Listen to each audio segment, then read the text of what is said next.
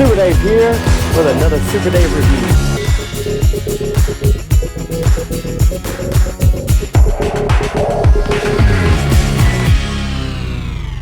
Super Dave here with another exciting review, and today we're going to be taking a look at another Masters of the Universe Revelation figure I'm excited about. The new Man-at-Arms reimagined for the Revelation series on Netflix. Check him out. Wow, what an awesome looking figure. We're going to be looking at that awesome bookend art on the side and on the back. And if you want to pause and read that bio, you certainly can now. Check that bio out. So let's break open this Man-at-Arms and see his accessories. Also compare him to some other Man-at-Arms figures from Classics. Let's go inside of Castle Grayskull and check him out.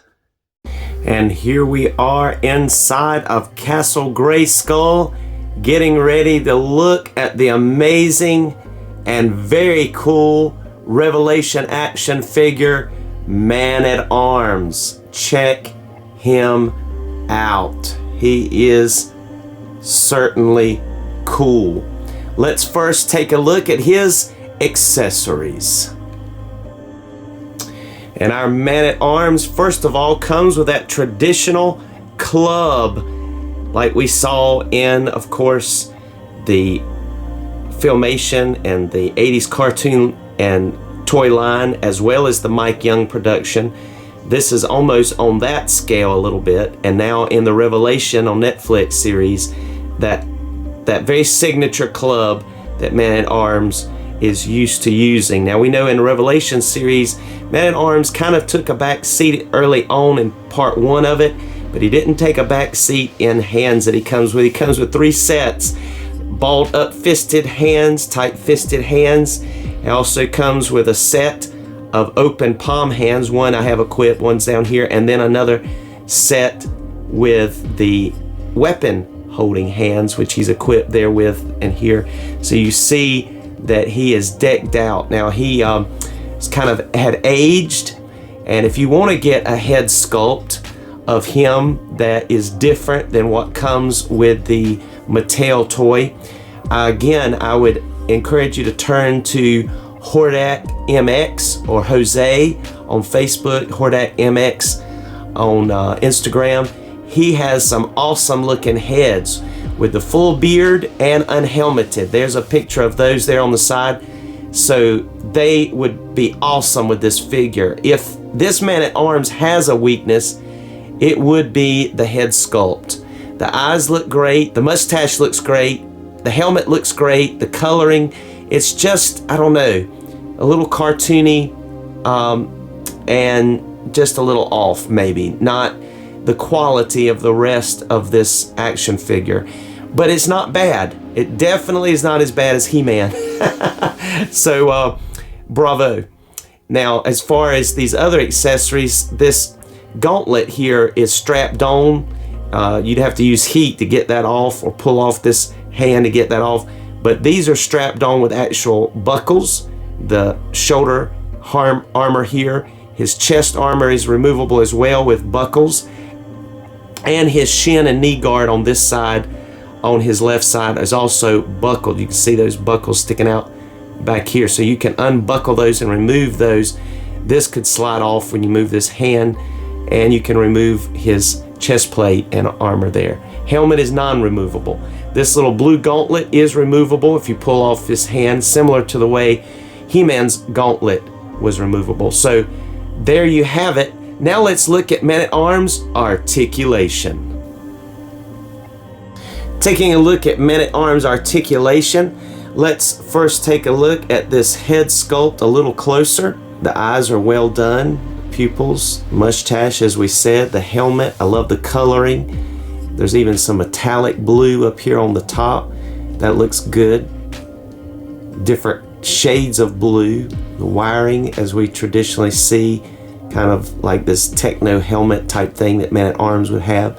So just really, really nice. I think they did a great job with that overall. Like I said, I think there's a little something off. Maybe it's just not enough detail in the mustache or the mouth. cheekbones, maybe a little just too cartoony. I like the detail they gave, kind of the fur around here, as we've used to seeing in some of the Man-at-Arms renditions. They've also added more color. I love the fact that they have made this pop, especially when they left He-Man's, the way it came out of the box, very plain, very yellowy, yet very toy-like. This gives it some definition to have these different colors, and even three different colors of blue, a shimmering blue, and it goes all the way around to the back. It's a nice shade to this armor as well. The loincloth, the boots, there's detail, good detail paint work done on the boots also, and so you just, you know, can't complain.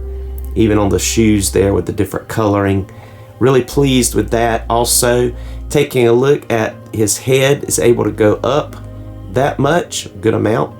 It's able to go down all the way down inside of his traditional signature little techno cup thing that goes on his chest plate. That I don't know what this is, but it's always been cool to me.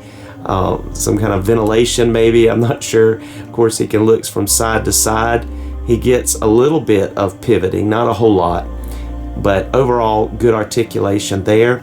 His arms will go out about that much. Of course, they will go 360. Gonna have a little bit of issue with this shoulder pad strap here. You do have bicep swivel on both sides that work. Double jointed elbows that get good range there. Nothing to complain about. He only gets the horizontal, no vertical, but swivel and horizontal hinged hands for all three sets.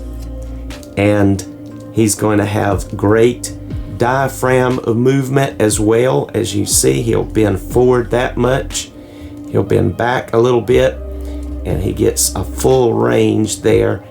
He can go side to side, which is also going to help with his posing ability. These action figures just have great articulation for their price point, and very well quality plastic. Hinge at or rotate at the waist.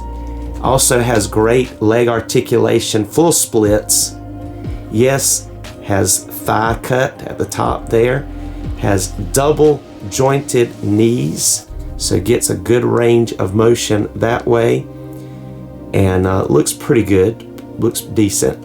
Also boot cut, and has tiptoes there, will go up a decent amount, and has excellent rockers, excellent rocker joints, and of course has that peg hole at the bottom. So you're not going to be able to ask for anything more.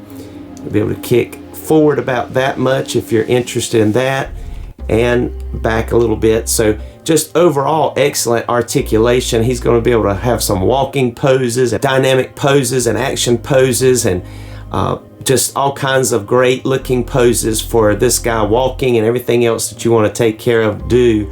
As you've seen some of the stop motion videos that are out there as well, they just do phenomenal because these figures are just so well made with articulation. Now let's do some comparison time.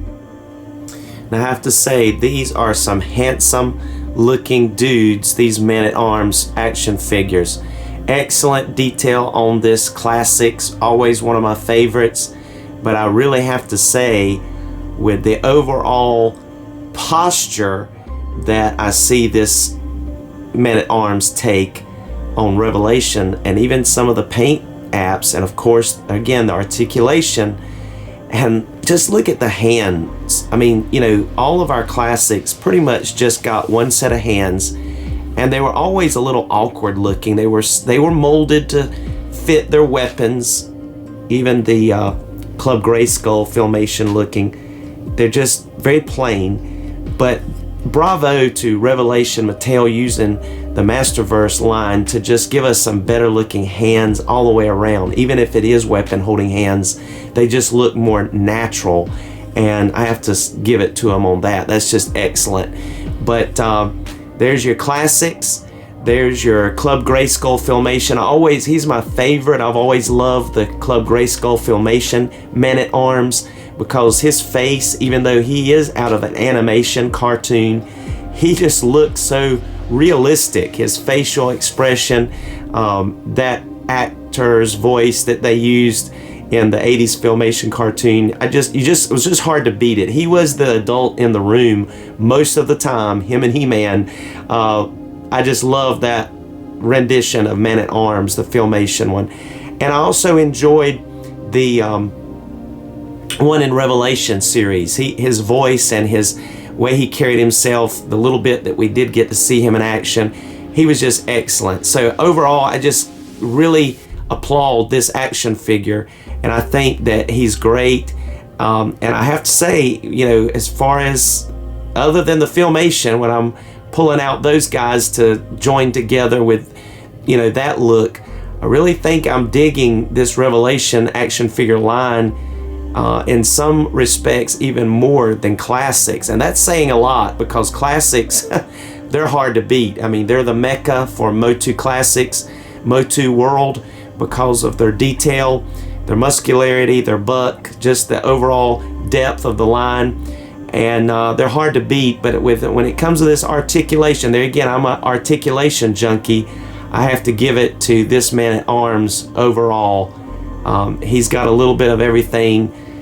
So if I compared these three, he'd be my pick as of now, especially if I can get a head sculpt with the removable helmet that Jose's doing. Check them out again, mention that. Awesome. Thank you so much for joining us.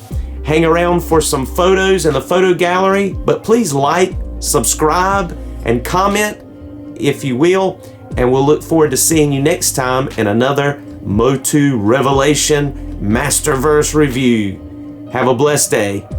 Thank you.